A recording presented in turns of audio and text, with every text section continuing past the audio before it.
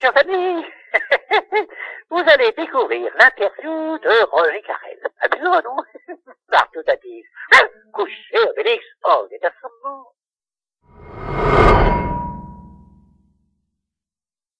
Première question était tout simplement de savoir si, en étant sur cette scène avec tout le public devant vous, vous attendiez à avoir une telle notoriété. Est-ce que vous vous rendez compte vous-même que vous étiez si populaire auprès des fans de Star Wars? C'est-à-dire que ça m'est arrivé déjà plusieurs fois. J'ai eu aussi une convention qui a été faite il y a pas longtemps à Nantes, il y a quelques mois aussi, où j'ai eu le bonheur de voir une salle debout dès qu'on a prononcé mon nom. Ça m'a quand même fait plaisir. Et j'en ai quand même la preuve souvent. Mon Dieu, comme maintenant je me décide à surtout beaucoup prendre des transports en commun. Donc, il est évident qu'il y a même fait des moments assez cocasses, parce que j'ai rencontré un monsieur qui l'autre jour avait de beaux cheveux blancs et qui avait l'air d'avoir dépassé la soixantaine. Et très gentiment, il me dit, Monsieur Carrel, je suis tellement heureux de vous rencontrer toute mon enfance. Alors, je me dis, oh, si vous avez exagéré, ah non, pas du tout. Et effectivement, ce monsieur m'a dit que moi, les premiers doublages que j'ai pu faire, et surtout les premiers dessins animés, c'est en 53, 54. Exact. Alors, c'est évident que si ce garçon avait 10 ans en 54, vous voyez quel âge il a. Forcément, maintenant, il a... Et voilà, et on ne se rend pas compte. On ne se rend pas compte, ouais. Ah non, je me suis pas du tout, c'est un bonheur, vous me direz, et je me suis pas vu vieillir. Ce qui fait quand je vois un monsieur Testava qui me dit toute mon enfance, j'ai subitement un doute, mais quand même, moi j'ai 81 ans, il n'y a pas de problème. Donc, si vous savez... Alors, je sais que bon, j'ai ma petite notoriété, c'est vrai, on me le, très souvent, mais vous savez, je reçois un très très nombreux courriers, et puis maintenant, je sais qu'avec Internet, effectivement, j'ai pas mis mon nom d'ailleurs, pour être, mais il y a quand même des gens qui passent et qui m'envoient quand même des petits mots très gentils. L'autre jour, il y en a un qui m'a communiqué, justement, il avait filmé un peu vaguement ce qu'on avait fait au Rex, lui aussi, et il me l'a envoyé, et j'ai pu voir avec Anthony Daniel, j'ai pu nous voir sur scène en train de faire les clowns, quoi. Ça fait, ouais. Voilà, vous savez tout. Vous saviez qu'il y a quelques années, par exemple, bon, c'était un peu le début d'Internet, mais quand George Lucas a annoncé que Star Wars allait avoir une suite, ou plutôt un début, oui, on a plébiscité votre nom. Donc il y a eu des pétitions qui ont circulé sur Internet. Oui, mais c'est-à-dire qu'à ce moment-là, j'ai eu les radios m'ont prévenu, Europe numéro 1, tout le monde m'avait dit, oh, vous savez, on a des messages pour vous. C'était très très gentil d'ailleurs, j'étais très touché. J'imagine, ouais. Les films de Star Wars vous-même, est-ce que c'est est-ce que c'est quelque chose qui vous plaît? C'est quelque chose que vous regardez de temps en temps? Ou ah ben, il y a quelquefois, il y a une sélection, quelquefois. Moi, j'ai une petite tendresse, mais il faut comprendre un petit peu pour les premiers qu'on a enregistrés. J'imagine, ouais. Oui. C'est vrai que là, on avait un petit peu la surprise de la découverte, un petit peu d'une chose qui paraissait tellement différente de ce qu'on voyait habituellement, même dans les films fantastiques. C'était un petit peu l'amalgame de différentes choses. On y retrouvait, moi j'ai retrouvé dans mon enfance le western, j'ai retrouvé la chevalerie, on y retrouvait à peu près tout ce qui nous avait passionné quand on était enfant. Tout à fait. Alors c'était pour moi, et puis en plus on tombait dans le fantastique, dans l'intergalactique, les droïdes et tout. C'était un petit peu ce que on décelait un petit peu dans mon enfance. C'était des choses qui n'existaient pas, mais les gens qui travaillaient pour la bande dessinée l'inventaient. À l'époque, il y avait, je sais plus comment était le nom du héros, mais il avait une ceinture avec une boucle, et il avait une moto qu'il appelait comme ça, qui venait toute seule. Il y avait le fantastique était. Et puis maintenant, pof, Lucas nous le met sur les yeux, et puis en fin de compte, on s'aperçoit qu'on n'est pas très loin de la vérité maintenant, avec ce qui s'est passé.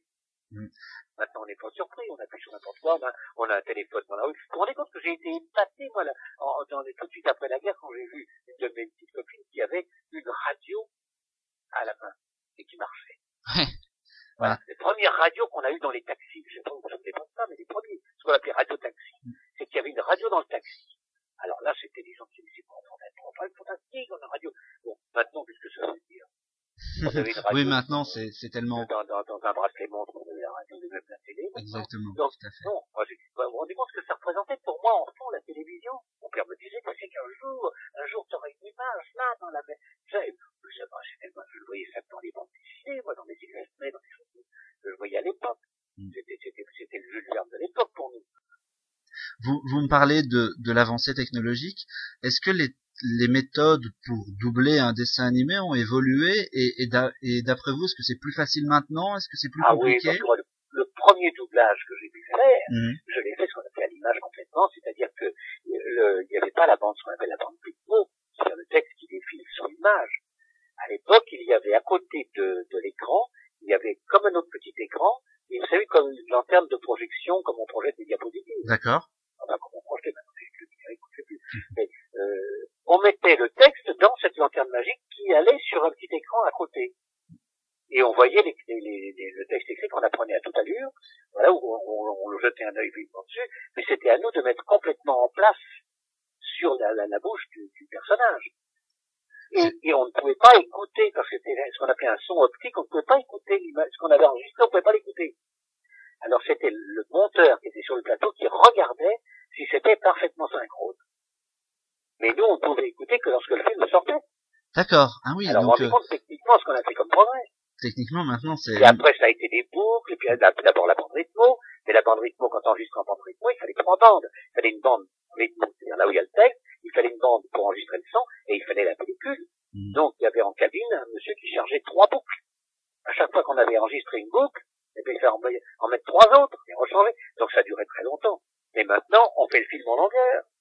Il y a l'effet numérique, c'est une rigolade. Le gars revient en avant, en arrière, il arrive à prendre au milieu d'une phrase, non, c'est techniquement, ça a complètement changé.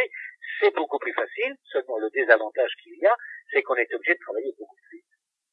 Oui, parce que du coup, vu que la technique est plus simple, on vous en demande à vous-même davantage. D'accord. Bon, je regardais votre carrière là récemment avant de préparer l'interview. Oui. Vous avez fait pas mal de choses au cinéma, on en a parlé pas mal aussi. Hein. C'est vrai qu'il y a pas mal de gens qui sont souvenus de vous. On a cité Papy fait la résistance, par exemple, dans les choses qui me reviennent. Vous-même, qu'est-ce que vous préférez finalement? Être devant une caméra et jouer un moi, rôle? Ce que je préfère au départ, il n'y a pas de problème, c'était être comédien, c'est-à-dire du théâtre. Moi, j'ai commencé, j'ai joué, vous savez, j'ai joué tout le répertoire, moi.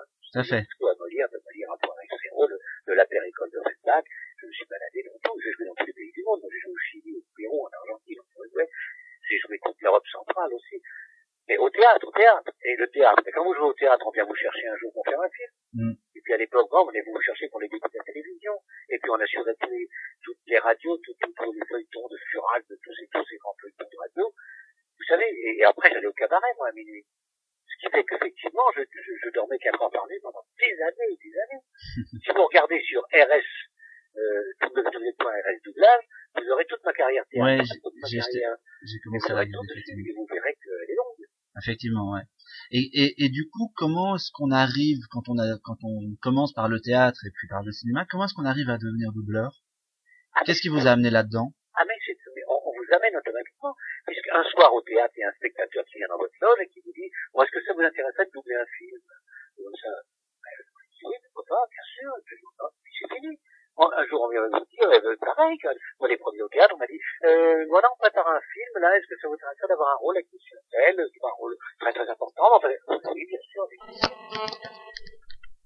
Et on vient vous chercher pour la radio, pareil, moi, je me souviens, j'étais au théâtre, et c'est là que Francis Blanche est venu chercher un soir intéressant, il me dit, dis donc, ça m'intéresserait, j'ai un feuilleton qui commence, est-ce que tu veux faire un personnage de genre? Oui, je t'en écris un, c'est tout. Et voilà. Et mais vous savez, le théâtre, c'est le départ. Quand on était élève au le cours qu'on prépare, c'est surtout pour être acteur, c'est-à-dire comédien, et ensuite on devient acteur. D'accord.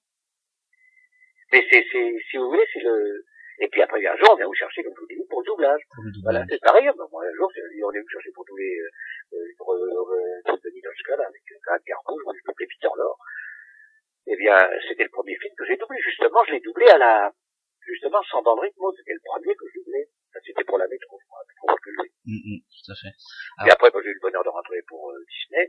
Il a commencé à profiter de m'avoir un peu souple pour me faire un petit peu balader dans tous les personnages. Ouais, tout à fait. On va en parler parce que c'est vrai que j'ai eu pas mal de questions qui sont revenues sur les multiples personnages de dessins animés que vous avez incarnés.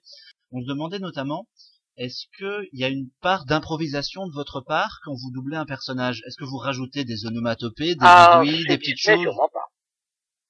Chez Disney, absolument pas. C'est complètement carré. Eux, ils veulent la copie conforme. D'accord. De ce qu'on entend. D'ailleurs, la plupart du temps, on rentre dans des marques noires. Ça, ils sont, même, je vois bien, maintenant, c'est eux qui ont Star Wars et tout ça, ils demandent toujours, hein, est-ce que, bon, il a toujours la même voix et tout, ils demandent. Et Ah ça, non, mais sauf, je vous dis par exemple des choses comme le Muppet Show, voilà. où là où on a eu une grande liberté, parce que, Michel Salva, qui s'était chargé justement de diffuser et d'enregistrer cette série, il a eu très tort au départ, il me dit, on fait un truc que j'ai accepté, je sais pas si j'ai fait une bêtise, parce que vraiment, je sais pas si en France ça a marché, c'est des personnages complètement fous, c'est des marionnettes difformes et tout, qui sont complètement folles, et il y a un truc marrant, c'est qu'à chaque fois il interviewe une vedette, donc ça peut être rigolo, très bien. Alors, il nous a laissé une grande liberté à ce moment-là d'interprétation. D'accord. Voilà, et à ce moment-là, on pouvait, nous, même, il y a des personnes comme Francis Lac qui ont carrément inventé des gimmicks sur le personnage. Quand il disait tout la fin, c'était lui qui avait trouvé ça, alors qu'en anglais, il avait juste une onomatopée. Voilà. Et alors là, il nous avait laissé cette grande liberté. En fin de compte, en grande partie, ça a fait le succès aussi de la série. Tout à fait. Bon, c'est tellement avec Micheline Dax, avec Hernandez, avec Rotterdam, on s'est tellement amusé, nous, à enregistrer ça, qu'effectivement, ça se sentait sûrement dans le... Oui, ça s'est senti, moi je vous le confirme, j'ai eu pas mal de retours de gens, moi j'ai jamais trop regardé le Muppet Show parce que je suis un petit peu plus jeune, oui. Mais j'ai eu pas mal de retours de gens qui m'ont fait remarquer qu'effectivement la version française était incroyable et justement on sentait vraiment qu'il y avait que vous vous amusiez et ça donnait envie de regarder la série. Moi j'ai eu l'honneur de jouer des pièces de Peter Ustinov qui était devenu un ami, et j'ai joué 2 pièces de Peter Ustinov, mon mari. Eh bien, lui, il a été interviewé dans le Muppet Show. Donc il est venu se redoubler avec nous ici en français. Et il nous a dit, à l'époque, il m'a dit, Roger, la version française est meilleure. Et on était très flattés, très heureux. Et il a trouvé qu'elle était beaucoup plus riche en folie, alors ça nous a fait tout ça un très grand plaisir, et surtout M. Salva, bien sûr, qui s'était chargé de nous confier l'œuvre. J'imagine bien. Pour continuer sur le doublage, oui. Est-ce qu'il y a vous me parliez de l'excellent souvenir du Muppet. Est-ce qu'il y a des doublages qui vous ont laissé de mauvais souvenirs? Est-ce qu'il y a des choses, des personnages que finalement vous regrettez peut-être d'avoir doublé ou qui vous ont pas branché? Non, en général, on m'a demandé toujours, vous savez, j'ai doublé des Chaplin, des gens comme ça. En général, j'ai pas, vous voyez, même là, je me régale encore quand j'en regarde encore, c'est des Hercule Poirot avec David Suchet, qui est remarquable. J'ai beaucoup de plaisir à doubler. D'abord parce que la série est excellente. Je sais pas si vous l'avez vu. Tout à fait. Mais c'est un bonheur de tournage. Tout est remarquable. Les décors ont été choisis. Ce sont de grands acteurs. Tous c'est des acteurs de théâtre anglais qui sont formidables. La distribution est toujours parfaite. Et moi, je me régale avec David Suchet. Je viens de le retrouver dans notre film d'ailleurs. Qui n'a aucun rapport. C'est un personnage différent. Mais je dois dire, Suchet, moi, il m'a beaucoup, son Hercule Poirot m'a amusé parce que moi j'ai doublé aussi Peter Ustinov à l'époque, quand je me demandais de le doubler quand il avait pas le temps de le faire. Dans des Hercule Poirot justement aussi. Et je veux dire que non, c'est des trucs qu'on a, c'est un plaisir de doubler aussi Peter Ustinov. Je me suis mis 50 fois, il m'a téléphoné pour dire, je peux pas venir, me faire, tu vas le faire pour moi. Et je me suis bien amusé aussi. Non, c'est une chose qui m'a jamais ennuyé le doublage, hein. De même que toutes les radios, tout ce que j'ai pu faire, je me suis toujours amusé dans mon métier. Je me suis jamais ennuyé. Et dans les personnages, il y en a jamais que vous avez refusé de doubler, par exemple, je sais pas moi, un méchant, un salaud sans pitié qui vous plairait pas? Ah non, mais vous savez, c'est une erreur. Pour un comédien, les méchants, c'est un régal de doubler des gens comme ça. C'est formidable. Et c'est un exercice tellement différent. Parce que d'abord, quand vous doublez un personnage, il faut complètement oublier ce que vous savez faire. Ça, c'est un grand travail d'humilité. Il faut rentrer dans les marques de celui que vous voyez sur l'écran et essayer de faire au mieux ce qu'il a fait. C'est vrai. Alors ça, là, c'est la démarche est différente pour un comédien. C'est très marrant d'ailleurs parce qu'il faut complètement oublier et à ce moment-là, on devient l'autre personnage. Et c'est une démarche aussi qui est très intéressante pour un acteur. Parce que subitement, vous doublez un méchant. Moi, je suis pas être particulièrement méchant, mais c'est extrêmement savoureux de doubler un monstre, un personnage monstrueux. Non, ça fait partie du métier de comédien qui est tellement agréable de se glisser dans la peau d'un autre. C'est formidable.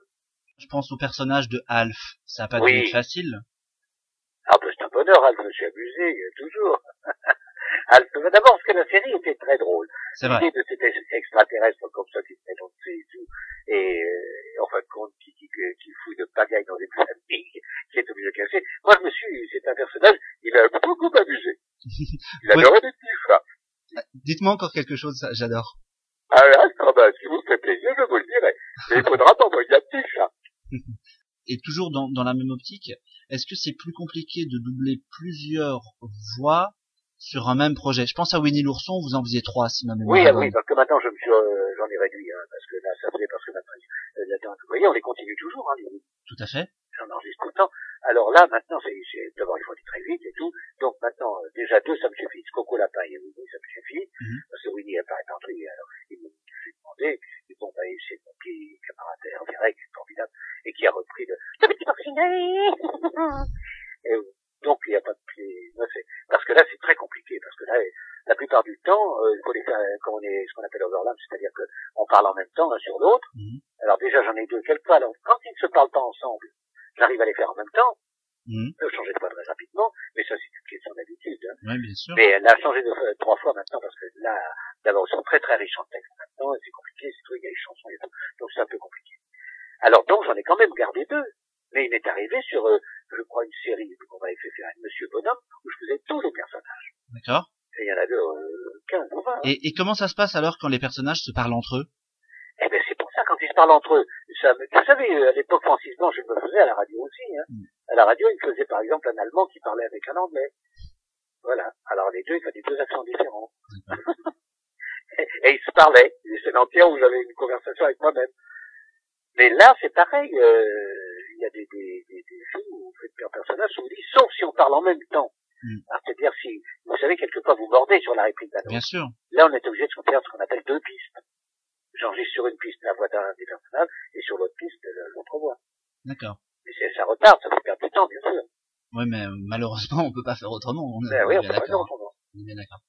Donc, pour rester dans l'univers des dessins animés, puisque mes visiteurs m'ont beaucoup parlé de ça, est-ce qu'il y a certains personnages pour lesquels vous aviez une tendresse particulière? Est-ce qu'il y en a certains dont vous vous sentez proche et que vous appréciez particulièrement dans l'univers du dessin animé de Oh ben, je vous ai dit Alf tout à l'heure, mais il y a des, vous savez, il y a de beaucoup. Winnie, bien sûr, parce que Star Wars, bien sûr, 6PO, tout ça, un personnage. Mais il y a des petits personnages que j'ai à l'époque, tout au début, que j'ai doublé, comment il s'appelle? Walligator. Walligator. Le petit crocodile. Alors là, c'est une aventure assez étonnante, parce que quand j'ai fait Walligator, on m'avait demandé à l'époque, on m'a dit, il y a une série qui arrive d'Hanna-Barbera, est-ce que tu veux venir faire un essai sur le personnage qu'on va faire là? Alors, et puis le jour de l'enregistrement, moi je joue au théâtre à ce moment-là, et puis malheureusement, ce qui m'arrive très très très rarement, j'étais enrhumé et à faute. Alors je parlais comme ça. Je dis, je veux bien venir, mais alors j'ai un problème.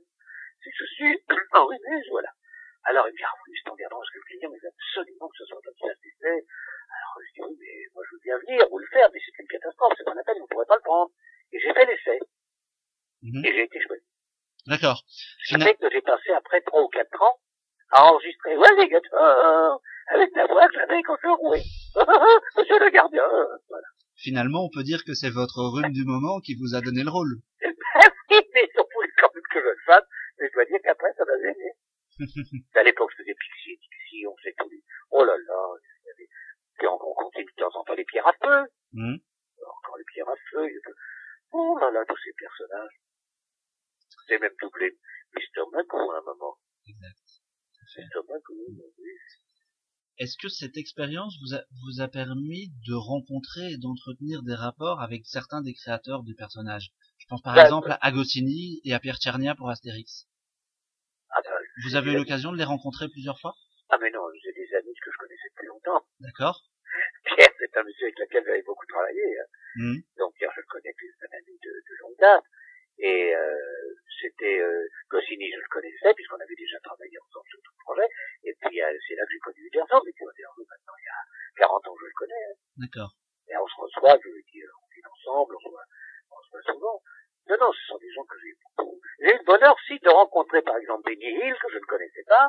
Et donc on s'est rencontrés quand il est venu à Paris, on a fait une émission ensemble pour la télé.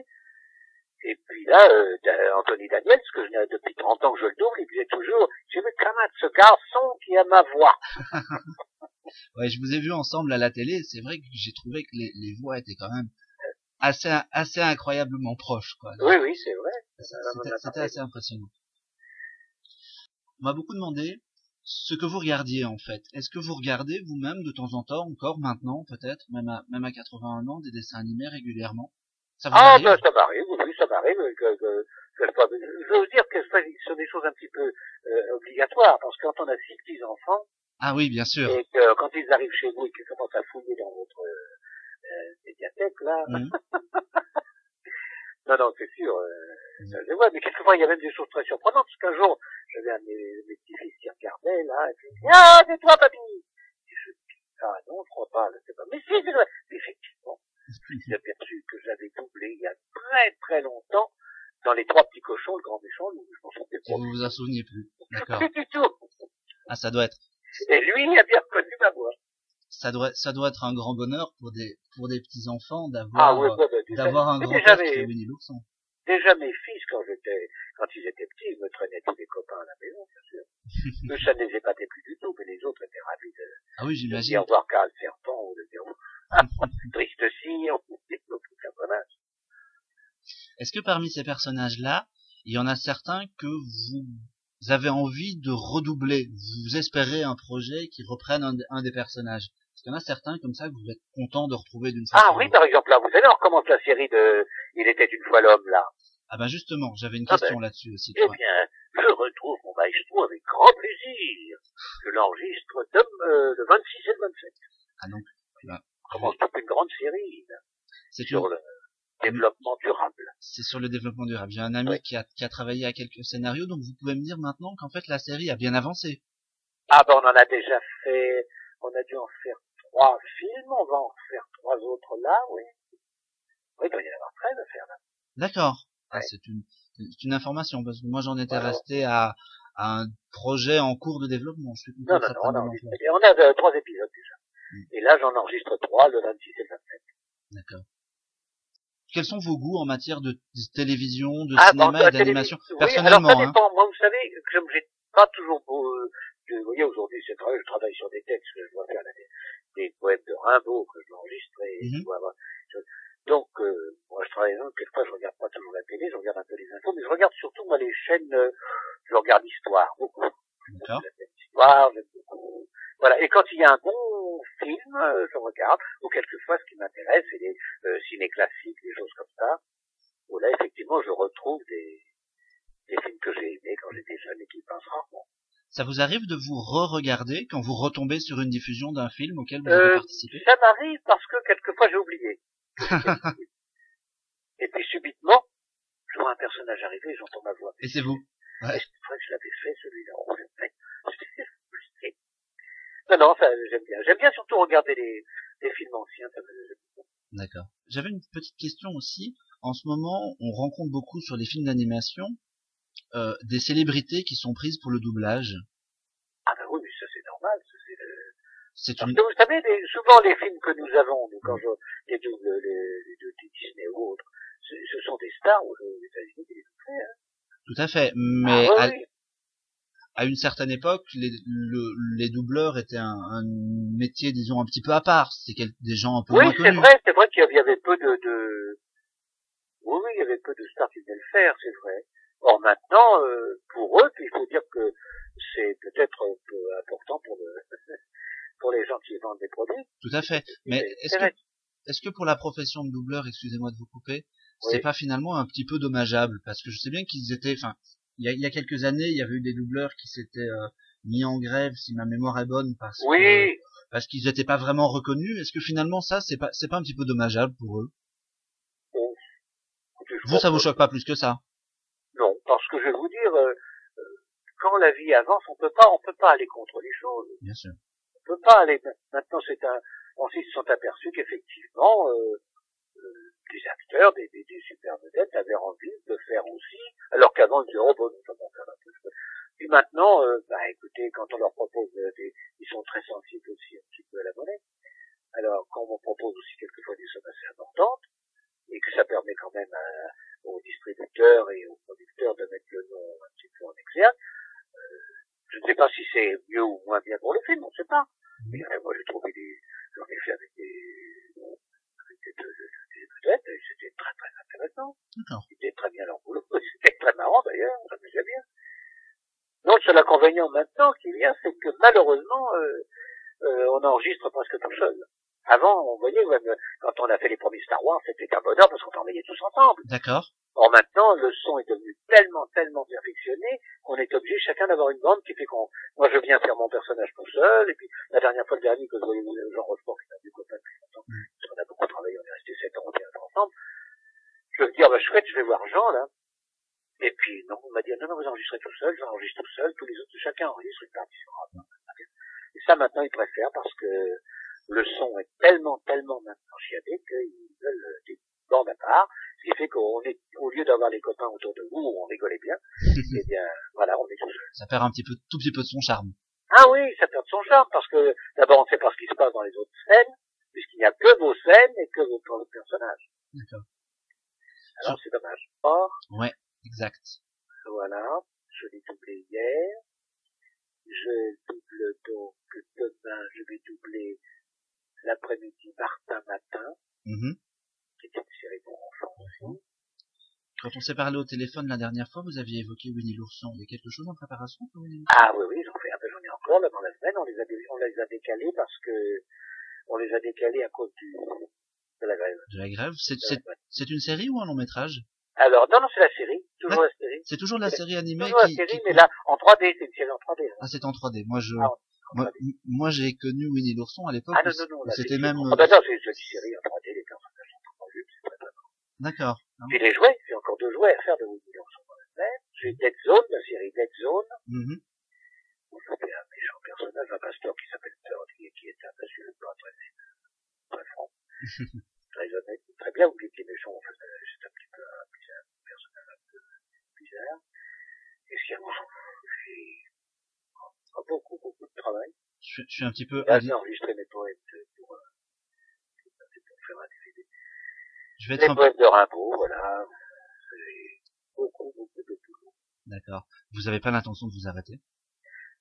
Ah ben non, vous savez, est-ce que vous voyez beaucoup d'acteurs à part pour des problèmes de santé? Absolument pas.